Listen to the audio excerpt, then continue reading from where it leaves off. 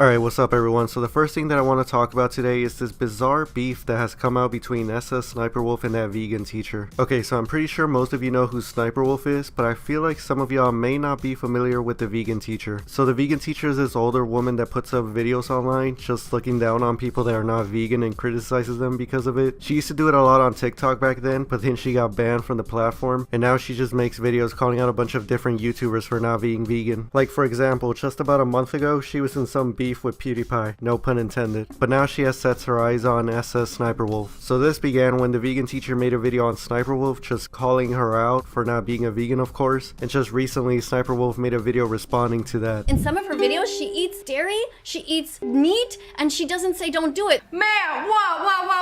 2021, I am now getting attacked for the food that I eat. Let me start this off with, personally, I believe that you can eat whatever you want. Whether you eat meat, you like grass, you don't eat pork, you're keto, gluten-free. I don't tell you how to live your life, so please do not tell me how to live my life. So Sniperwolf just goes through her video and just logically explains why the vegan teacher is acting like a buffoon and all of this. And then the vegan teacher makes not one, not two, not three, but 4 videos on Sniperwolf afterwards. And of course, we then had Leah, aka Sniperwolf, respond to those videos with another reaction / commentary type video of her own. Alright, so I'm gonna show y'all a clip of Sniperwolf reacting to some of the videos, and I gotta give you this warning. If you haven't seen any of the vegan teacher's content, and this is your first time, then you better prepare yourself, as the vegan teacher's videos aren't for the faint of heart. Alright, you ready? Here's the clip. Come on, let's go get a messy shiitake burger. I got just the place. My treat. The future is vegan.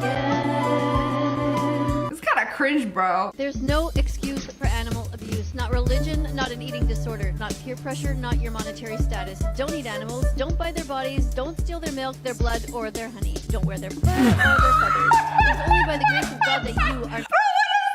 I told you, man, I hope that didn't scar you too much. Alright, so with Sniperwolf making these videos on her new foe, we have now seen that the vegan teacher is on the rise, as this has been her best month yet on YouTube. Now I guess I'll give my thoughts on the situation. Okay, so I'm just gonna be real here. All of us here know that the vegan teacher is trolling, right? No one above the age of 12 is actually mad at her. Oh wow. Well, her likes to dislike ratios are really out there. Look at that, dude. What the... I haven't seen that bad of a like to dislike ratio on that many videos since that one girl, Brooke Houts, accidentally uploaded her unedited video where it showed her abusing her dog. I don't know why, but this Sniperwolf and vegan teacher beef is pretty entertaining. I guess it's because Sniperwolf has like such a huge, massive YouTube audience. Like, have you guys seen the views that she gets? Actually, here, I'm gonna tell you a piece of information that I think is gonna blow your mind. Did you know that she has been getting more monthly views on her main channel than Mr. Beast has been getting on his main channel? Yeah, it was pretty surprising when I found out too. So that should sort of explain why the vegan teacher has been on the rise now. Okay, now let's move on to another topic that I want to talk about, which is going to involve a little bit of crypto. So first we had Teeqo return to FaZe Clan months after he was suspended for being involved in the Save the Kids token situation. He was found to be innocent and has been the only one to return to FaZe Clan after getting the suspension back in July. So Teeqo announced his return by tweeting out, "I'm back at FaZe Clan." And then the FaZe Clan YouTube channel also uploaded a vlog in which they featured some of the behind the scenes look at a FaZe conversation of bringing Teeqo back, and then eventually having Teeqo talk to the viewers about his return. Feels good to be back.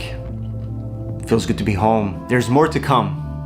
There's crazier things to come. The next announcement is gonna be absolutely wild. It's good to see him back, man, especially since he was like the most innocent in the whole situation. Now we just gotta wait and see what happens with the other ones that were involved, like Jarvis and Nikon. As for Kay and Sam Pepper, I think those guys are screwed. Even the Wolf of Wall Street himself, Jordan Belfort, would say about the same thing. He went on the Full Send podcast and had this to say about some of the influencers being shady in the crypto space. If you're an influencer and you went out there and you promoted a shit coin and you were selling while everyone else was buying, you're probably not going to go to jail if you did it once. But if you're making it your mission that every month it's a new promotion, you are going to jail. They don't realize it. The paper trail does not go away. People are doing that all the time now. All explain. These influencers, right? There's going to be some serious fucking hell to pay for that. Alright, so that's what Jordan Belfort had to say about that situation. But now let's move on to one of the other topics that surrounded crypto and YouTubers, which was Logan Paul's Cryptozoo project and Coffeezilla's new video calling him and the project out. So prior to this, Coffeezilla made a ton of tweets calling out Logan and Cryptozoo, and these new videos basically basically just that with some extra comments. Now in my last video we went over those tweets, so we're not really going to go over those again, and therefore not going to go over the new video because it was basically just the same. But I do want to mention that he didn't go over Logan's crypto wallets, even though he tweeted that he found them. I guess he must have found them when he was finishing up that video, and I would assume that he's going to make it its own video in the near future, just going over those wallets. So there's that to look forward to, maybe if he actually is doing it. But as for the next thing that I want to talk about, we saw Jimmy Kimmel drop a quick diss on Logan on national television. So just a bit of a reference as to why Jimmy brought up Logan's name into his monologue. He was talking about how Donald Trump was going to be commentating at a Triller boxing event, and that supposedly Trump was going to be getting a lot of money or something. So then Jimmy made this comment right here. Between Logan Paul and Donald Trump, boxing is once again the top source of income for the very worst people in the whole world.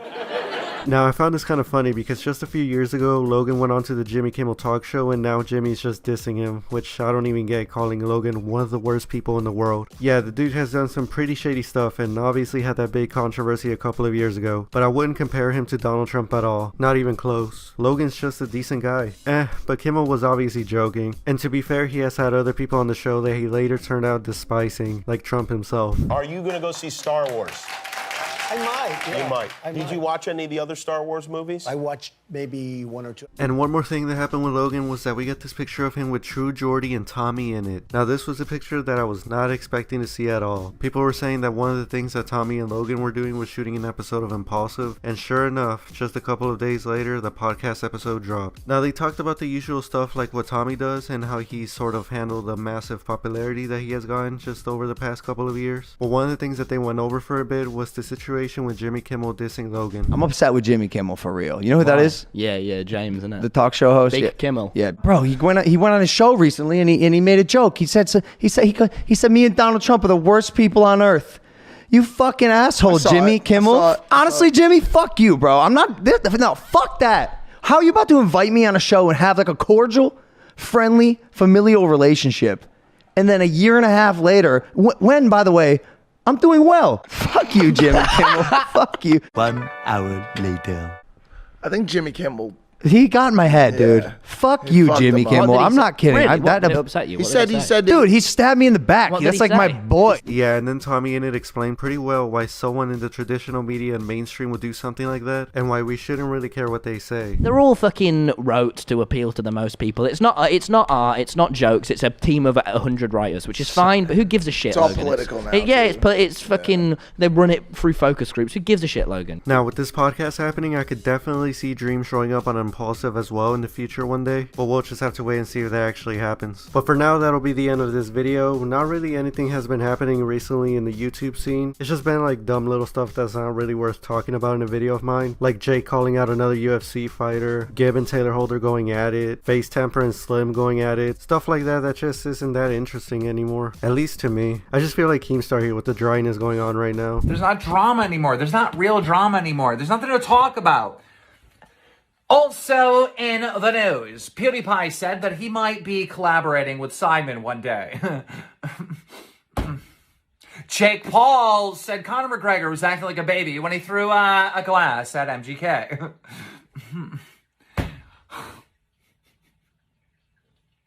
Care. Why can't we get some real drama? And yeah, it's not even like I want drama to happen. I just want to talk about interesting stuff. And you know, most of the time it just happens to be drama. But it can be something cool like KSI going on Impaulsive. But then again, that stemmed from drama, so I don't know. Something is gonna happen soon though. It always does. Alright, now I'm gonna end the video off on that note. If you guys enjoyed it, make sure to drop a like real quick. And if you're not subscribed to the channel, then go ahead and subscribe. It's free and you can always change your mind later. Alright, see you in the next video.